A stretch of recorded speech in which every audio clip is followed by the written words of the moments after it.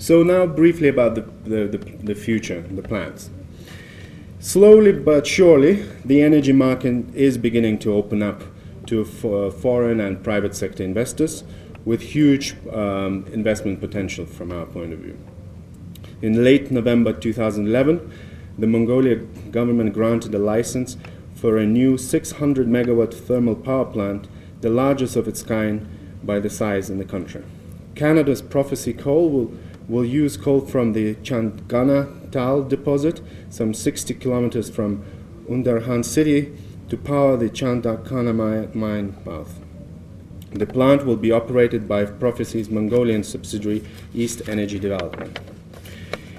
Back in 2010, Parliament approved a plan for the gradual increase in tariffs through to 2014. This move may potentially make the sector more financially viable. 2 price hikes averaging 9.5 each were implemented in 2011. 15% rise is due in 2012 and another 4.5% in 2013. Although mining sector still preoccupies the attention of local policymakers, we believe that following the June 26 elections, we will see more action in the power sector. Now, our observation from speaking to decision makers in the public sector is that they are open to persuasion on best international practice and choice of technology. As mentioned earlier, the speed of delivery, optimization of clean coal technology and water management will be key factors in decision making. Water and air cooling in particular has often been overlooked. Climate change plus mismanagement has left Ulaanbaatar at risk of facing shortages of clean water.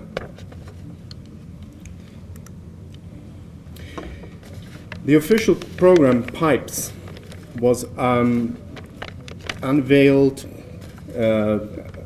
by the government and is set to run from 2007 to 2040.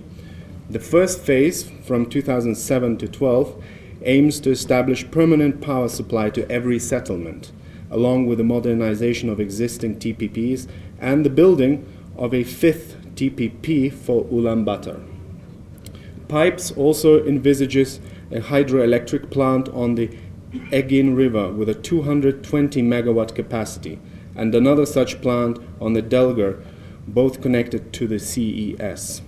TPP 5, which will have a 450 megawatt electricity and 587 megawatt thermal capacity, is to be built on the site of TPP 3 in south-central Ulaanbaatar under a build, operate and transfer model. Construction is expected to be completed by 2015. There is also a great deal of enthusiasm regarding hydropower. Coal-fired power stations are regarded as very inflexible, whereas hydro, as you know, you can ramp up or down output more easily, allowing Mongolia to balance the system more effectively, especially during the peak and trough between winter and summer.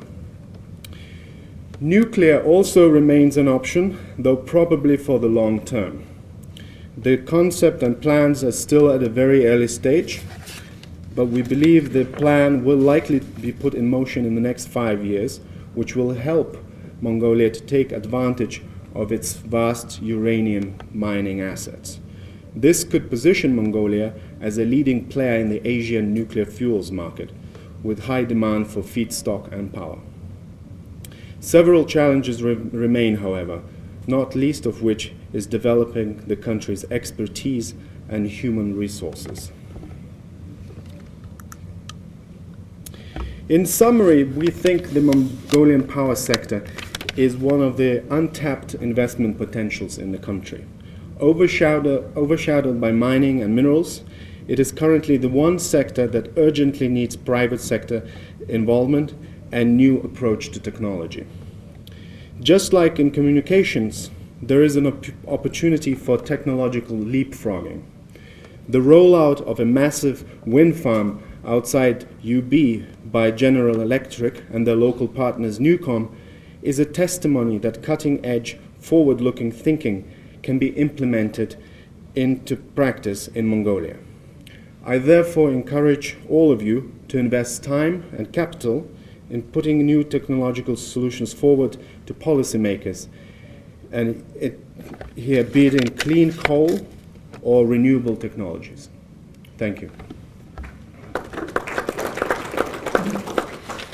Paulius, thank you. Paulius is heading to the airport. I don't have a straightforward answer to this. I mean, from our conversations, the system is currently not operating efficiently. There are blackouts, as you know. There is some rationing going on in the industry. But to be honest, I don't know if anybody else has an explanation. It is a bit of a mystery to me.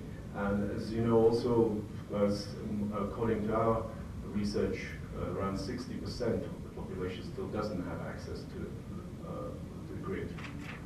So it's not a happy situation of demand and supply. You know? We're all waiting for power plant number 5, and we've been waiting. Another question before he goes? Yes, right here. Yes, Mr. Colleague. One question about wind energy. So how do we find the development tendency of the wind energy in the coming future? And it is a good choice, an option for the wind energy used for the mining industry, coal mine industry.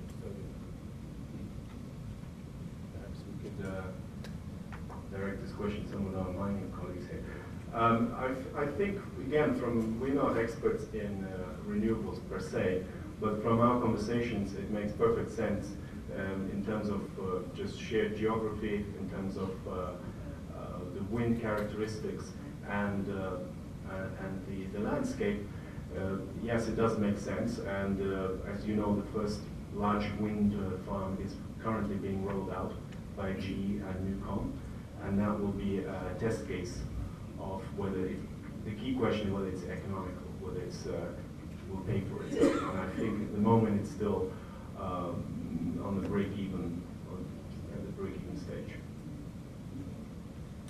Paulius, before you go, I have one question, which is how do you see the financing being done? We do have a concession law which will enable PPPs. What are your thoughts? Yeah, this is probably one of these key questions. From our experience, despite huge inflow of capital from minerals and coal, the government is not going to be able to finance all of its power investment needs, and therefore it needs to engage the private sector through PPPs and build, operate, and to transfer. I think, as you know, infrastructure investors are extremely conservative. They take a 20 to 30-year view. The number one consideration for them is political stability, and also they want to see other PPP projects in action. So I think the fifth power plant will be an important test case, and I think after the elections, we are hoping and definitely trying to encourage the government to put out a clear long-term development plan with clearly defined infrastructure milestones and funding.